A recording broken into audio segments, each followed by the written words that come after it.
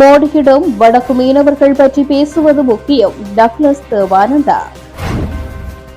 கொழும்பில் போலீசாரினால் அடித்துக் கொல்லப்பட்ட மகன், தாய் பகிரங்க குற்றச்சாட்டு. நிராகரிக்கப்பட்ட 37 வேட்பு மனுக்கள், நீதிமன்றத்தின் அதிரடி உத்தரவு. இலத்திரனியல் வாகனங்கள் இறக்குமதி மோசடி தொடர்பில் அம்பலமான தகவல். மோடியின் வருகைக்கு காத்திருக்கும் சுமந்திரன், ஆராயப்படவுள்ள விடயங்கள். வடமராட்சி ஆழியவளை கடற்கரையில் கடற்தொழிலாளர்களிடையே குழப்பம். தென்னிலங்கை சிறைச்சாலையில் தமிழ் கைதி ஒருவர் படுகொலை. இந்திய மீனவர்களின் அத்துமீறல் குறித்து இரு நாட்டு அரசுகளுடனும் பேசவுள்ளேன், ஸ்ரீதரன் எம்பி தெரிவிப்பு. விடுதலை புலிகளின் தலைவரை மரியாதையாக அழைத்த மஹிந்த, பொன்சேகா தகவல். அரிசி ஆலைகளில் நாட்டிற்கு தேவையான அரிசி, வவுனியா மாவட்ட அரிசி ஆலை உரிமையாளர் சங்கம். தொடர்பது விரிவான செய்திகள்.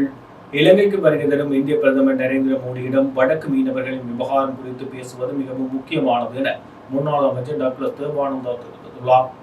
யாழ் ஈச்சமோட்டை ஸ்ரீ ஞான பைரவர் கோவில் கும்பாபிஷேகத்தில் கலந்து கொண்ட பின்னர் ஊடகங்களுக்கு கருத்து தெரிவித்த போது அவர் இதனை தெரிவித்துள்ளார். இலங்கையில் இருக்கக்கூடிய முக்கியமான பிரச்சனைகளில் இந்த இந்திய இழுவமடி படகு சட்டவிரோதமாக அத்துமீறி வந்து சட்டவிரோத தொழில்களில் ஈடுபடுறதும் ஒரு முக்கியமான பிரச்சனை. வடமாகாண தமிழ் கடற்தொழிலாளர்களுடைய பிரதான வாழ்வாதாரம் வளங்கள் அளிக்கப்படுகின்ற நிலைமையில் இருக்கையில் கட்டாயம் அதை முன்னெடுக்க வேண்டுமென்றது தான் என்னுடைய கோரிக்கை. இது தொடர்பாக நான் ஜனாதிபதி அனுர திசாநாயக்க அவர்களுக்கும் இன்னொரு கடிதம் ஒன்றும் அனுப்பியிருக்கிறேன். வந்து இந்தியாவுக்கு தரணும் தமிழக முதல்வர் ஸ்டாலின் அவர்கள் தனி தீர்மானம் சட்டசபையில் எடுத்திருக்கிறார். அது ஒரு அரசியல் ரீதியான ஒரு கோஷமும் அரசியல் ரீதியான தீர்மானங்களும் தான். ஆனால் அது நடைமுறைக்கு சாத்தியப்படாது. என்ற சட்ட ரீதியாக செய்யப்பட்டது. நான் நீண்ட காலமாக சொல்லி கொண்டு வரேன். அன்றைக்கு எங்களுடைய தமிழ் தலைவர்கள் விட்ட பிழை, அதாவது கச்சதீவு ஒப்பந்தம் செய்கின்ற பொழுது அதை விட பல மடங்கு பெரிய வளங்களை கொண்ட கிட்டத்தட்ட 80% மேலே வளங்களை கொண்ட நிலப்பரப்பை நாங்கள் இழக்க வேண்டி வந்துட்டு வெஸ்ட் பேங்க் கொண்ட ஒரு நிலப்பரப்பு. அது அந்த காலத்தில் இலங்கை அரசாங்கம் எங்களுடைய தமிழ் தலைவர்கள் விட்ட பிள்ளைகள். இருந்தாலும் கச்சதீவை கொடுத்தால் கூட, ஒரு தர்க்கத்துக்கு சொல்கிறேன், கொடுத்தால் கூட அவர்கள் எங்களுடைய கரையொட்டி வருகின்ற பொழுது கச்சதீவு ஒரு பிரச்சனை அல்ல. மற்ற கச்சதீவு கொடுக்க முடியாது, மற்ற கச்சதீவை கொடுக்கறது கூட பிரச்சனையை தீர்க்கவும் முடியாது. திருடனா பார்த்து திருந்தா விட்டால் திருட்டை ஒழிக்க முடியாதுன்ட்டு அப்போ எம்ஜி ராமச்சந்திரன் முதலமைச்சர் ஒரு தன்னுடைய சினிமாவில் பாடியிருக்கிறார். அது மாதிரி தமிழ்நாட்டு கடற்தொழிலாளர்கள்லாம் சரியான முடிவுக்கு, நல்ல முடிவுக்கு வர வேண்டும்.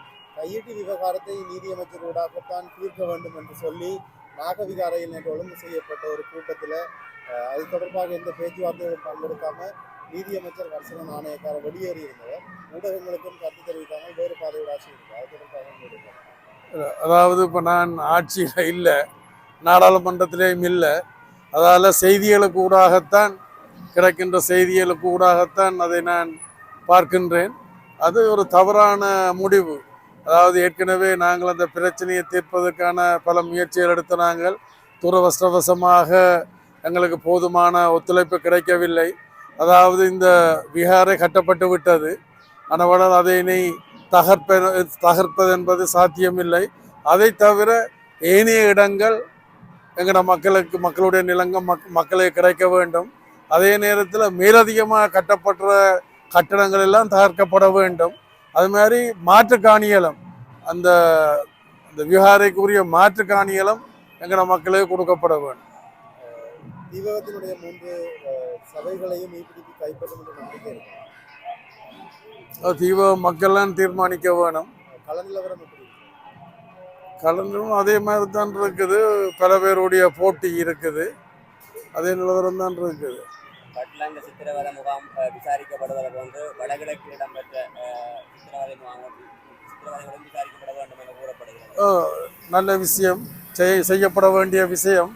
ஆனால் அதில் ஒரு விமல் ரத்நாயக்கா என்ற அமைச்சர் அதில் சொல்லியிருக்கிறார், ஏன்னா அந்த பட்டலந்த இதில் ஜேவிபியினுடைய பிரச்சனைகளும் நிரம்ப இருக்குது. அப்போ அவர் சொல்லியிருக்கிறார், தங்களுடைய கட்சிக்கும் யுஎன்பிக்கும் இருந்த பிரச்சனை தென்னிலங்கையிலையும் இங்கால வட இலங்கையிலையும் இயக்கங்கள் இருந்தது. புலி இயக்கம், இபிஆர்எஃப், டெலோ, பிளாட், அதோட இபிடிபியும் சேர்த்து கொண்டது தான் அவர் ஒரு அரசியல் ரீதியாக அதை கதைச்சிருக்கிறார். ஏன்னா இபிடிபி இங்கே அரசியல் ஈடுபடைக்க ஆயுத போராட்டத்தை முன்னெடுத்து ஈடுபடையில் அது ஏற்கனவே இலங்கை இந்திய ஒப்பந்தத்தில் இபிஆர்எஃபோட இருந்து ஒரு வேறுபட்ட நிலப்பாடு எடுத்து அந்த கட்சிகளோட சேர்ந்த பல இயக்க அல்லது பல கட்சிகளுடைய உறுப்பினர்களும் சேர்ந்து கொண்ட ஒரு கான்கிரீட் கலவை தான் ஈழமக்கள் ஜனநாயக கட்சி. அதுக்கும் வன்முறைக்கும் சம்பந்தம் இல்லை. ஆனால் சக கட்சிகள் சக இயக்கங்கள் அரசியல் காழ்ப்புணர்ச்சி காரணமாக அல்லது ஈழமக்கள் ஜனநாயக கட்சியினுடைய மாற்று கொள்கை மாற்று வேலை திட்டத்தை நோக்கி மக்கள் அணிதிரள வழிக்கிடணும் என்றதுக்காக சுமத்தப்பட்ட சேறு பூசப்பட்டதை ஒழிய வேறு ஒன்றும் எங்களுக்கும் இந்த வன்முறைகளுக்கும் சம்பந்தம் இல்லை. நாங்கள் அதுக்கு எதிரானவர்கள். வட மாகாணத்துக்கு ஒதுக்கப்பட்ட நிதியை வினைத்திறனாகவும் ஒருங்கிணைந்தும் விரைவாகவும் செலவு செய்வது தொடர்பாக கலந்துரையாடல் ஒன்று இடம்பெற்றது. குறித்த கலந்துரையாடல் ஆளுநர் செயலகத்தில் நேற்றைய தினம் நடத்தப்பட்டுள்ளது. வடமாகாண ஆளுநர் வேதநாயகன் மற்றும் கூட்டுறவு அபிவிருத்தி பிரதி அமைச்சர் உபாலி சமரசிங்க, நாடாளுமன்ற உறுப்பினர்களான ஜெகதீஸ்வரன், திலகநாதன் ஆகியோருக்கும் இடையில் இந்த கலந்துரையாடல் இடம்பெற்றுள்ளது. வரவு செலவு திட்டத்தில் ஒதுக்கப்பட்ட நிதியை செலவு செய்வதில் உள்ள பிரச்சினைகள், முன்னுரிமைகள் தொடர்பிலும் கலந்துரையாடப்பட்டன. முக்கியமாக அரசாங்கத்துக்கு முன்வைக்க வேண்டிய மேலதிக திட்ட முன்மொழிவுகள், வடக்கின் தேவைப்பாடுகள் தொடர்பாகவும் ஆராயப்பட்டதுடன் இவற்றை அரசாங்கத்தின் கவனத்துக்கு கொண்டு சென்று நடவடிக்கை எடுப்பதாகவும் பிரதி அமைச்சர் மற்றும் நாடாளுமன்ற உறுப்பினர்கள் இந்த கலந்துரையாடலில் குறிப்பிட்டனர். கலந்துரையாடலின் ஆரம்பத்தில் கருத்து தெரிவித்த ஆளுநர், வனவள திணைக்களம், வன உயிரிகள் திணைக்களத்தால் ஏற்பட்டுள்ள பாதிப்பு, மேய்ச்சல் தரவையின்மை, சட்டவிரோதமான அகழ்வு, போலீசார் அதற்கு உடந்தையாக செயற்படுகின்றமை தொடர்பில் சுட்டிக்காட்டினார். இலங்கை தமிழரசு கட்சியின் யாழ் மாவட்ட உள்ளூராட்சி மன்றங்களுக்கான வேட்பாளர் அறிமுக கூட்டம் இன்றைய தினம் இடம்பெற்றது. இலங்கை தமிழரசு கட்சியின் பொதுச் செயலாளர் பாஸ்போர்ட் அல்லது விசா விண்ணப்பிக்கிறவர்களுக்கு இப்படியாக குறிப்பாக திருமணமான அறிவுரை இந்திய இவ்வளவு காலம் அந்த கட்டுப்பாடு இருந்ததா? அடையாளம், திருமணத்தின் அடையாளம், முட்டு, காலி, கொடி தான் எங்கேயும் சொல்லலாம். மிக முக்கியமாக அந்த இனத்துவ அடையாளத்திலே நிலத்துவ அடையாளம், நிலத்துவ உரிமை, மொழி உரிமை, விழுமியங்களுடைய பாதுகாப்பு, அதை பின்பற்றும் உரிமை ஊடாக பாதுகாத்துக் கொள்ள வேண்டும் என்பதுதான் இந்த அரசாங்கம்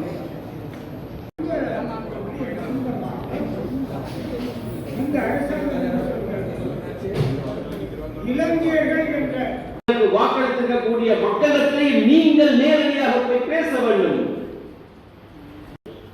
ஆனால் என்ன நடந்திருக்கிறது, என்ன நடக்கப் போகிறது? இது உள்ளூராட்சி வாக்களிக்கிற மக்கள் எப்படியாக வாக்களித்தார்கள் பிரதானமாக. அதே வேளையில் மக்களுடைய எதிர்பார்ப்பு, உள்ளூராட்சி சம்பந்தமாக பல எதிர்பார்ப்புகள் உண்டு. வீதிகள், கால்வாய்கள், குப்பை அகற்றுதல், இப்படி பல்வேறு விடயங்கள், உள்ளூர் விடயங்கள், அவற்றுக்கான திட்டங்களை மக்களோடு நாங்கள் அது சம்பந்தமாக மக்களுக்கு நம்பிக்கை இருக்க வேண்டும்.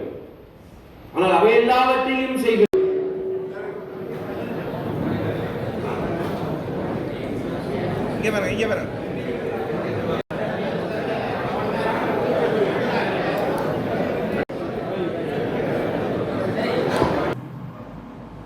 நிராகரிக்கப்பட்ட வேட்புமனுக்களை ஏற்றுக்கொள்ளுமாறு மேன்முறையீட்டு நீதிமன்றம் தீர்ப்பளித்து ஒரு சில மணித்தியாலங்களில் உயர்நீதிமன்றத்தில் எடுத்துக் கொள்ளப்பட்ட வழக்கில் 59 வேட்புமனுக்களையும் நிராகரிப்பதாக உயர்நீதிமன்றம் மேன்முறையீட்டு நீதிமன்றத்தின் தீர்ப்புக்கு முற்றுமுழுதாக மறுதளித்து தீர்ப்பு ஒன்றை சற்று முன்னர் வழங்கியுள்ளது. இது தொடர்பான வழக்கு இன்றைய தினம் விசாரணைக்கு எடுத்துக் கொள்ளப்பட்ட போதே மேன்முறையீட்டு நீதிமன்றம் இந்த உத்தரவை பிறப்பித்துள்ளது. அதன்படி எதிர்வரும் உள்ளூராட்சி மன்ற தேர்தலுக்காக நிராகரிக்கப்பட்ட 37 வேட்புமனுக்களை மீண்டும் ஏற்றுக்கொள்ளுமாறு சம்பந்தப்பட்ட தேர்தல் அதிகாரிகளுக்கு உத்தரவிடப்பட்டுள்ளது. பிறப்பு சான்றிதழின் மூலப்பிரதி இணைத்தல், சத்திய கடிதம் தொடர்பான பிரச்சினை மற்றும் பிறப்பு சான்றிதழின் நகல் தொடர்பான பிரச்சினை என்பவற்றால் நிராகரிக்கப்பட்ட வேட்புமனுக்கள் தொடர்பான தமது தீர்ப்பை மேன்முறையீட்டு நீதிமன்றம் இன்று அறிவித்திருந்தமை குறிப்பிடத்தக்கது. கடந்த 1ஆம் தேதி வெலிக்கடை போலீசாரால் சந்தேகத்தின் பேரில் கைது செய்யப்பட்ட 25 வயதுடைய சப்தரு நிமேஷ் என்ற இளைஞன் உயிரிழந்தமை தொடர்பில் குடும்பத்தினர் குற்றம் சாட்டியுள்ளனர். போலீஸ் நிலையத்தில் சித்திரவதை செய்யப்பட்டமை அந்த இளைஞனின் மரணத்துக்கு காரணம் என்று அவரது உறவினர்கள் குற்றம் சுமத்தியுள்ளனர். உயிரிழந்த இளைஞன் பதுளை மீககவிவுள்ள பகுதியினை சேர்ந்தவர் என கைதிகளின் உரிமைகளை பாதுகாப்பதற்கான குழுவின் நிர்வாக பணிப்பாளர் சட்டத்தரணி சேனக பெரேரா தெரிவித்துள்ளார். அவரது தாயார் மற்றும் உறவினர்களின் தகவலுக்கு அமைய இந்த இளைஞன் போலீஸ் காவலில் இருந்தபோது பல்வேறு சித்திரவதைகளுக்குள்ளாகியுள்ளார். ஏப்ரல் 2ஆம் தேதி அந்த இளைஞன் உயிரிழந்தமை தொடர்பில் தாயாருக்கு தகவல் கிடைத்துள்ளது. தாய் போலீஸ் நிலையத்திற்கு சென்ற போது உடல் ஏற்கனவே மருத்துவமனைக்கு கொண்டு செல்லப்பட்டிருந்தது. மேலும் விசாரணையில் அந்த இளைஞன் அணிந்திருந்த ஆடைகளை கூட போலீசார் மறைத்து வைத்திருந்தனர். சில ஆடைகள் குப்பை தொட்டியில் வீசப்பட்டன. நிமேஷ் பயன்படுத்திய தொலைபேசி அளிக்கப்பட்டது. இந்த சம்பவங்கள் அனைத்தும் ஏதோ மறைத்து வைக்கப்பட்டிருப்பதை குறிக்கின்றன. மகன் சிறைச்சாலைக்குள் உயிரை மாய்த்துள்ளதாக போலீசார் தாயிடம் கூறியுள்ளனர். எனினும் முல்லேரியா மருத்துவமனை புனவரையில் பிரேத பரிசோதனை நடைபெற்று வருகின்றது. மருத்துவ பரிசோதனை மூலம் என்ன நடந்தது என்பதை நாம் கண்டுபிடிக்க முடியும். அந்த இளைஞன் மருத்துவமனையில் அனுமதிக்கப்பட்ட போது அவர் மிகவும் மோசமான நிலையில் இருந்ததாகவும் உடலில் சூடான தன்மை மட்டுமே இருந்ததாக மருத்துவர் தாயாரிடம் கூறினார். இந்த இளைஞன் ஒரு தனியார் மருத்துவமனையில் பணிபுரிவதாகவும் ராஜகிரிய பகுதியில் உள்ள ஒரு தங்கும் விடுதியை கண்டுபிடிக்க சென்று கொண்டிருந்த பொழுதும் முச்சக்கர வண்டியில் வந்து ஒரு குழுவினரால் துரத்தப்பட்டதாகவும் தெரிவிக்கப்படுகின்றது. இதன் பொழுது பயந்து போன அந்த இளைஞன் அருகில் உள்ள வீட்டிற்கு ஓடியுள்ளார். அங்கிருந்தவர்கள் அவரை ஒரு திருடன் என்று நினைத்து மரத்தில் கட்டி வைத்து பின்னர் போலீசாருக்கு தகவல் கொடுத்தனர். வெலிக்கடை போலீஸ் நிலைய அதிகாரிகளால் கைது செய்யப்பட்ட பின்னர் அன்றைய தினம் அவர் தனது தாயாரை அழைத்து போலீஸ் அதிகாரிகளினால் தான் துன்புறுத்தப்படுவதாக தெரிவித்தார் என சட்டத்தரணி சேனக பெரேரா தெரிவித்துள்ளார். வெளிநாடுகளில் பணியாற்றும் இளைஞர்கள் நாட்டுக்கு அனுப்பும் பணத்தின் அடிப்படையில் இலத்திரனியல் வாகனங்களை இறக்குமதி செய்வதற்கான அனுமதி பத்திரங்களை வழங்குவதில் பாரிய மோசடி இடம்பெற்றிருப்பதாக அரசாங்க கணக்குகள் பற்றிய குழுவில் தெரிவித்துள்ளது. வெளிநாடுகளில் பணியாற்றும் இளைஞர்கள் அந்நாட்டில் இருந்து அனுப்பும் பணத்தின் அடிப்படையில் முழுமையான இலத்திரனியல் வாகனங்களை இறக்குமதி செய்வதற்காக அனுமதி பத்திரங்களை வழங்குவது தொடர்பில் 2022 மே 1ஆம் தேதி முதல் 2023 செப்டம்பர் 15ஆம் தேதி வரையான காலப்பகுதியில் நடைமுறைப்படுத்தப்பட்ட செயற்திட்டம் பற்றிய கணக்காய்வாளர் நாயகத்தின் அறிக்கை குறித்து அரசாங்க கணக்குகள் பற்றிய குழு, அதாவது கோபா குழு, அதன் தலைவர் நாடாளுமன்ற உறுப்பினர் அரவிந்த் செனரத் தலைமையில் அண்மையில் கூடி ஆராய்ந்த போது இந்த விடயம் தெரிய வந்தது. இவ்வாறு வாகன இறக்குமதிக்கான அனுமதி பத்திரங்களை வழங்குவதில் நிதி சுத்திகரிப்பு இடம்பெற்றிருக்கலாம் என சந்தேகம் இருப்பதாக கணக்காய்வாளர் நாயகம் சுட்டிக்காட்டினார். இது விடயத்தில் முன்னெடுக்கப்பட்ட சகல நடவடிக்கைகளையும் ஆராய்ந்து பார்க்கும் போது இந்த மோசடி பற்றி தெரிய வருவதாகவும் அவர் குறிப்பிட்டார். குறிப்பிட்ட இந்த காலப்பகுதிக்குள் 1077 வாகனங்களுக்கான இறக்குமதிக்கு அனுமதி பத்திரங்கள் வழங்கப்பட்டிருப்பதாகவும் இதில் 77 அனுமதி பத்திரங்கள் ரத்து செய்யப்பட்டிருப்பதாகவும் சுட்டிக்காட்டிய கணக்காய்வாளர் நாயகம் 640 அனுமதி பத்திரங்களுக்காக 2 பிரதான நிறுவனங்கள் வசதிகளை வழங்கும் இறக்குமதியாளர்களாக செயல்பட்டிருப்பதாகவும் குழுவுக்கு தெரியப்படுத்தினார். இதனூடாக அனுமதி பத்திரம் வழங்குவது என்ற போர்வையில் வணிகம் இடம்பெற்றுள்ளமை வெளிப்பட்டிருப்பதாகவும் வலியுறுத்தினார். அத்துடன் 2024 செப்டம்பர் 30ஆம் தேதி வரை இறக்குமதி செய்யப்பட்ட 921 வாகனங்களுக்கு அதிசொகுசு வரி விலக்கு எல்லை 6 மில்லியன் ரூபாவில் இருந்து 12 மில்லியன் ரூபாய் வரை உயர்த்தப்பட்டமையினால் அரசாங்கத்துக்கு ஏற்பட்ட வருமான வரி இழப்பும் 2.42 மில்லியன் ரூபாய் என்றும் கணக்காய்வாளர் நாயகம் குழுவில் சுட்டிக்காட்டினார். நீண்ட காலம் முன்வைத்து வரப்படும் தமிழ் மக்களின் கோரிக்கை குறித்து இந்திய பிரதமர் நரேந்திர மோடியிடம் கலந்துரையாடுவோம் என இலங்கை தமிழரசு கட்சியின் பொதுச் செயலாளர் MS சுமந்திரன் தெரிவித்துள்ளார். இலங்கை தமிழரசு கட்சியின் தலைமை செயலகத்திலே தமிழரசு தொடர்பகம் இன்று அங்குரார்ப்பணம் செய்து வைக்கப்பட்டது. இதையடுத்து ஊடகங்களுக்கு கருத்து தெரிவிக்கும் போது அவர் இதனை தெரிவித்துள்ளார். இது தொடர்பில் அவர் மேலும் தெரிவிக்கையில், அவரை சந்திப்பதற்கு நாங்கள் நேரம் கேட்டிருக்கிறோம்.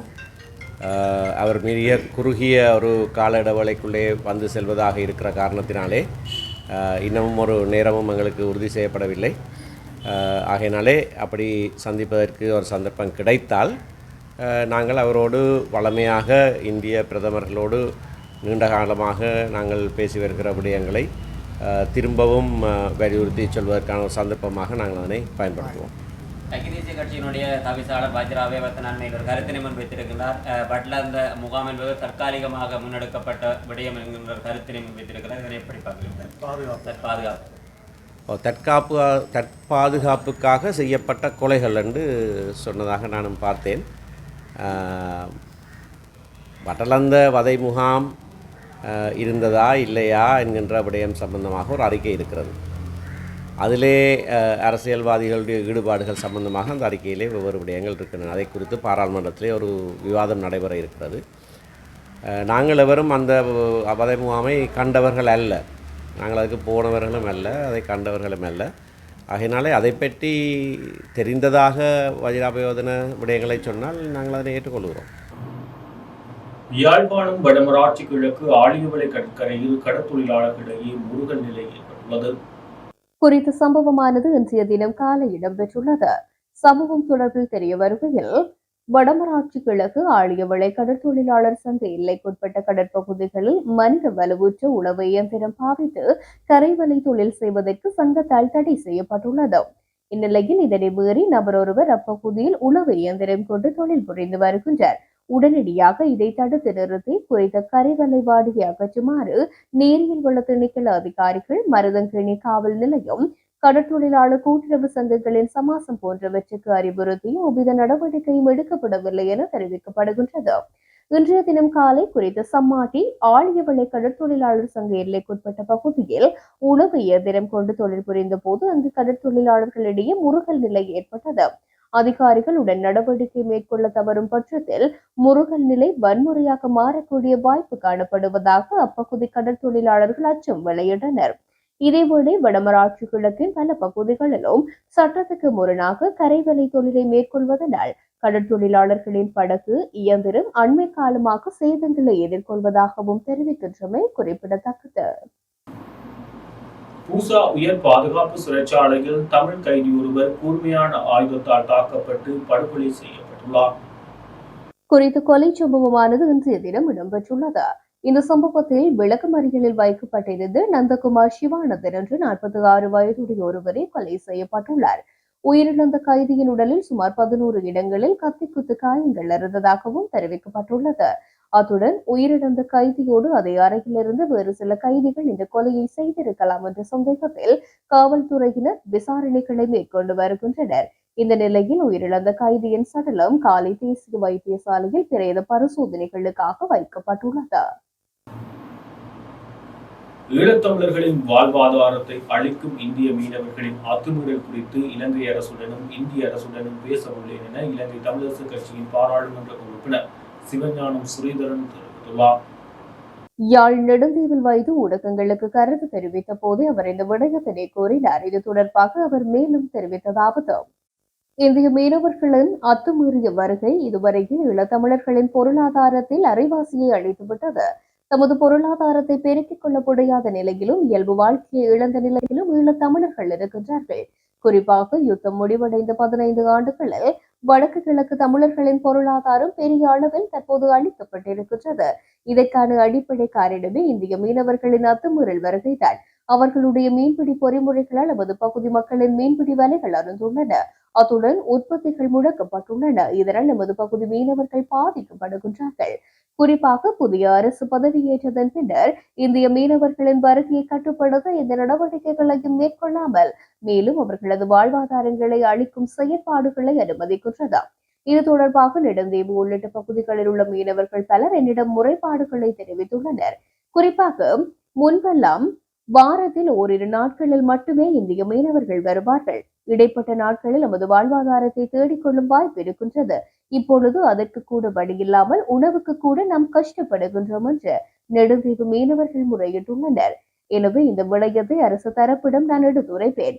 இந்திய தரப்பிடம் நமது மக்களின் வாழ்வாதாரத்தை காப்பாற்றுவதற்கான வழிமுறைகள் குறித்து தீர்வு காண்பதற்கான அழுத்தம் கொடுத்து அவற்றை நடைமுறைப்படுத்த உள்ளேன் என்றார். இலங்கையின் ஏற்றுமதியில் அதிக பங்கான 25% இறக்குமதி செய்யும் அமெரிக்க நாட்டின் ஜனாதிபதி டொனால்ட் ட்ரம்பின் புதிய வரி விதிப்பின் பின்னரான நிலைமையின் பாரதூரத்தை ஜனாதிபதி அனுகுமார உணர வேண்டும் என தமிழ் முற்போக்கு கூட்டணியின் தலைவர் பனு கணேசன் வலியுறுத்தியுள்ளார்.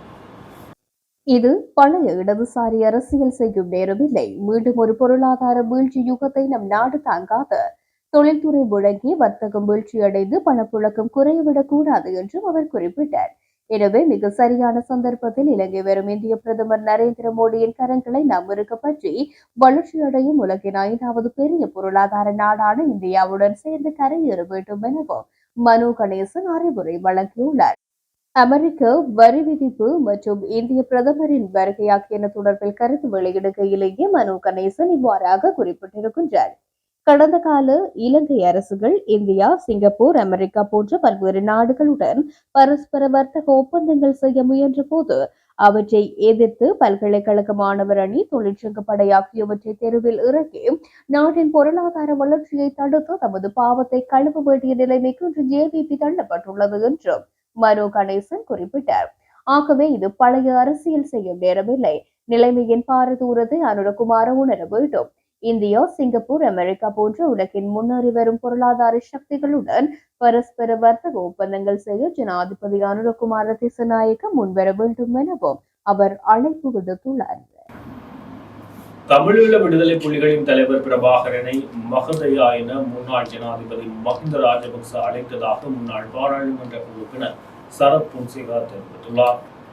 தனியார் ஊடகம் ஒன்றுக்கு வழங்கிய நேர்காணல் ஒன்றிலேயே அவர் இவ்வாறு குறிப்பிட்டுள்ளார். 2005ஆம் ஆண்டு வெளியிடப்பட்ட மகிந்த சிந்தனையில் யுத்தம் எனது தீர்மானம் இல்லை என மகிந்த குறிப்பிட்டிருந்ததாக சரத் பொன்சேகா சுட்டிக்காட்டினார். நான் பிரபாகரன் அவர்களை மகதையாவை நேரடியாக சந்தித்து இது குறித்து கலந்துரையாடுவேன் என மகிந்த கூறியிருந்ததாகவும் பொன்சேகா குறிப்பிட்டுள்ளார். உடனே சரத் பொன்சேகாவிடம் கேள்வி கேட்ட தனியார் ஊடகவியலாளர் மகதையா என அழைத்தாரா என கேள்வி எழுப்பினார். அதற்கு சரத் பொன்சேகா ஆம் என்று பதிலளித்தார். அரிசி ஆலைகளில் நாட்டுக்கு தேவையான அரிசி உள்ள போதும் வர்த்தகர்கள் குறைந்த லாபத்தில் அதனை கொள்வனவு செய்து விற்பதற்கு தயாராக இல்லை என வவுனியா மாவட்ட அரிசி ஆலை உரிமையாளர் சங்க தலைவர் விவேகானந்தன் தெரிவித்துள்ளார். வவுனியா கீர்த்தி ரைஸ் மில் உரிமையாளர், வவுனியா மில் சங்க தலைவருமாகிய நான் மக்களுக்கும் அரசுக்கும் கூற வேண்டிய கடமைப்பாடு இருக்கிறது. எங்கள் நாட்டில் விளைவிக்கப்பட்ட நெல் ஓரளவு சிறுவோக நெல் வரும் வரைக்கும் போதிய அளவு நெல் இருக்கிறது. எல்லா மில்லர்ஸ்கிட்டையும் இருக்குது. தனியார் பொருளாதாரம் உள்ளாக்கள் வாங்கி கட்டி வச்ச நெல்லும் இருக்குது. அது கூடிய விலைகளை பார்த்து விற்பதற்காக அவைகள் வைத்திருக்கிறார்கள். மில்லர்ஸை பொறுத்தளவில் அரச கட்டளைக்கு உடன்படிந்து அரசின் விலை நிர்ணயத்துக்கு அரிசியை கொடுப்பதற்கு தாராளமான அரிசி இருக்கிறது. ஆனால் அரசு சொல்லுகிறது, எந்த நாளும் காலையில் டிவியை திறந்தால் அரிசி தட்டுப்பாடு, வெளிநாட்டிலிருந்து அரிசி இறக்கப் போகிறோம் என்று. அது முன்னைய அரசு செய்த கொமிஷன் அடிப்படையோ எங்களுக்கு தெரியவில்லை. ஆனால் இது நல்லாட்சி செய்கிற அரசு சரியாக எல்லா இடமும் கணக்கெடுத்து இந்த அரிசியை சந்தைப்படுத்துவதற்குரிய உதவியையும் அதுக்குள்ள பொறிமுறையையும் செய்ய வேண்டும். எங்கள்கிட்ட இப்போ அரிசி இருக்கிறது, வாங்குவதற்கு கடைக்காரர் ரெடி இல்லை. காரணம் என்னென்றால், முன்னைய அரசு காலத்தில் ஒரு கிலோவுக்கு 20 ரூபா 30 ரூபா வைத்து லாபம் பெற்ற சில்லறை கடைக்காரர், மொத்த வியாபாரிகள் இன்றைக்கு 5 ரூபா தான் அரசினால் எங்களை மில்காரரை குறைச்சி கொடுக்க சொன்னது. கண்ட்ரோல் விலையிலிருந்து வெள்ளநாடு 230 ரூபா அரசினால் போடப்பட்ட விலை. நாங்கள் 225 ரூபாய்க்கு கொடுக்க ரெடியாக இருக்கிறோம். சிவப்பு கோரா நீட்டரிசி 230 ரூபா அரசினால் நிர்ணயிக்கப்பட்டது. நாட்டரிசி என்றது வெள்ளநாடு சிவப்பு நாடு ரெண்டும் உண்டு. அதுக்கும் நாங்கள் 225 ரூபா கொடுக்குறதுக்கு ரெடியாக இருக்கிறோம். வாங்குறதுக்கு முதலாளி வர்க்கமும் இல்லை, கடைக்காரரும் இல்லை, சத்தோசாவும் இல்லை, கோஆப்ரேட்டிவும் இல்லை. ஆனால் அரிசி இல்லை தட்டுப்பாடு என்று மட்டும் டிவியிலேயும் மக்களுக்கு பிரச்சாரம் பண்ணவும் எல்லாரும் இருக்கிறார்களே தவிர எங்கட நிலையை யோசிக்கவில்லை. நாங்கள் பேங்கில் லோன் எடுத்து வட்டி கட்ட வேண்டும், 6 மாதத்தில் லோனை திருப்பி கட்ட வேண்டும். அரிசி வித்தாத்தான் மற்ற வாங்கின நெல் விவசாயிகளுக்கு கொடுக்கல் வாங்கல் இருந்தால் கொடுக்க வேண்டும். அது எல்லாமே சரியான மந்தகதியாக இருக்கிறது. இதற்கு அரசு சரியான ஒரு முடிவெடுத்து இந்த அரிசி தட்டுப்பாடு இலங்கையில் தற்காலிகமாக இல்லை, அதை புரிந்து நடக்க வேண்டும். இரண்டாவது, இன்னும் 3 மாதத்தில் குளங்கள் எல்லாத்திலேயும் நிரம்ப தண்ணி இருக்கு, சிறுபோக நெல் விளைஞ்சு வந்தால் இந்த வருடத்துக்கே அரிசி தட்டுப்பாடு வராது. இது பொய்யான ஒரு பிரச்சாரத்தை யார் செய்வதென்று எங்களுக்கு தெரியவில்லை. நல்லாட்சியை நடத்துகின்ற எங்கள் ஜனாதிபதிக்கு இது சென்று அவர் இதுக்கு சரியான நடவடிக்கை எடுக்க வேண்டும் என்பதை நான் எனது மில்சங்கத்தினாலும் இதை விரும்பி கேட்டுக்கொள்கிறேன். இன்னும் ஒன்று சொல்லப்போனால், அரிசி இல்லை என்ற வார்த்தை இலங்கையில் தற்போது இல்லை. எல்லா இடமும் அரிசி இருக்கிறது, வாங்குவதற்கு கடைக்காரர் இல்லை. இது என்ன காரணம் என்றால், முன்னைய அரசில் கூடிய லாபம் பெற்ற வியாபாரிகள் இந்த 5 ரூபாவில் தங்களுக்கு பற்றாக்குறை 10 ரூபா வேணும் என்று இன்னும் குறைச்சு கேட்கிறார்கள். அரசினால் நிர்ணயிக்கப்பட்ட நெல் விலைக்கு வாங்கினால் அரசினால் நிர்ணயிக்கப்பட்ட அரிசி விலைக்கு எங்களால் கொடுக்க முடியும்.